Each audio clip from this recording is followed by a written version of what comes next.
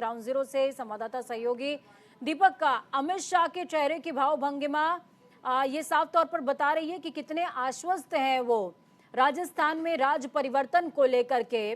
कार्यकर्ताओं का हुजूम कैसा था और उत्साह क्या, कुछ कहानी बयां कर रहा था दीपक? बिल्कुल, कार्यकर्ताओं के हुजूम की आपने बात की तो ये तो जाहिर सी बात है, अगर केंद्र के मंत्री अगर राजस्थान के दौरे पर हों तो इसका तो अंदाजा लगाया जा सकता है कि राजस्थान का हुजूम कैसा होगा।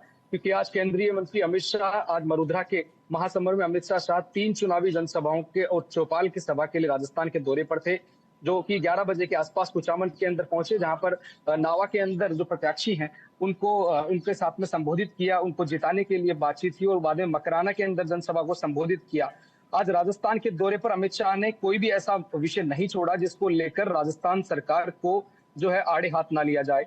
वहीं अशोक गहलोत की तुष्टीकरण की राजनीति की सारी हदों की पार कर दी है। अमित शाह ने कहा कि उदयपुर में दिन दहाड़े कन्हैया लाल की हत्या कर दी जाती है, राज्य में महावीर जयंती और रामनवमी पर जो प्रतिबंध लगाया जाता है, अमित शाह ने इस विषय को भी उठाया। साथ के अंदर सबसे अहम विषय राजस्थान में पीएफआई की रैलियां हो रही है और राजस्थान के लिए प्रचार करने के लिए अमित शाह जिस प्रकार से भी पधारे, उन्होंने तमाम उन विषयों को बातचीत की। वहीं साथ के अंदर उन्होंने कहा कि हमने राजस्थान के अंदर कांग्रेस सरकार को के अंदर जिस प्रकार से अभी जल जीवन मिशन के नाम पर 20,000 करोड़ रुपए का घोटाले का जिक्र किया, कि उन्होंने कहा कि राजस्थान में सचिवालय में पैसा मिलता है और अशोक गहलोत के लोग जादूगर कहते हैं। जादूगर है वो, राजस्थान में सब कुछ गुल कर रहा है और अशोक गहलोत ने जादू करके राज्य में बिजली गुल कर दी है।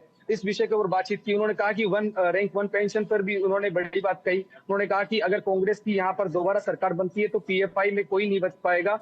उन्होंने कहा कि राजस्थान में इस इलाके से सबसे ज्यादा जो लोग हैं सेना में है, इन सैनिकों ने कांग्रेस की सरकार में वन रैंक वन पेंशन की मांगी थी, लेकिन कांग्रेस ने उनकी नहीं सुनी।